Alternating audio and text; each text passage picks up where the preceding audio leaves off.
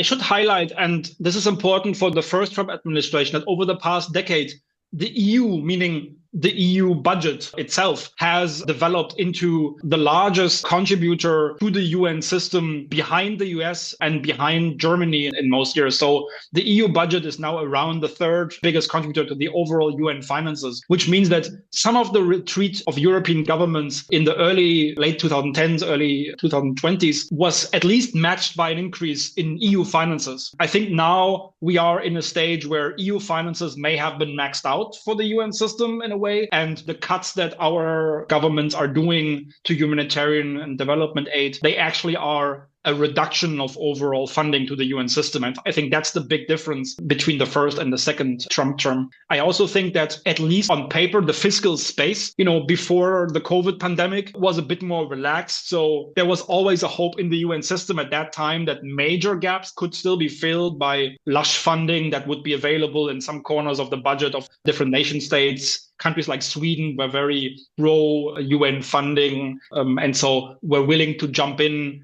because it's quite typical historically that since the 80s at least, that the US would cut gender-related funding, especially in UNFPA. So Netherlands and Sweden would jump in kind of regularly to fill those gaps. So in other words, I think in the first Trump term, there was still kind of more of a hope that those gaps would be, temporary and could be filled. I think those hopes are gone now. And you can see this in the formulation of Tom Fletcher, who leads the UN humanitarian operations from the Secretariat side. And he said that the UN system humanitarian side has entered into a phase of hyper prioritization, which means that they always had to prioritize because there was never enough funding for all humanitarian needs. But now they prioritize the needs first, and then they hyper prioritize what's actually available to save as many people from, dying from hunger as possible, knowing that they will not be able to save a significant amount with UN funding. And so the current situation looks much more bleak.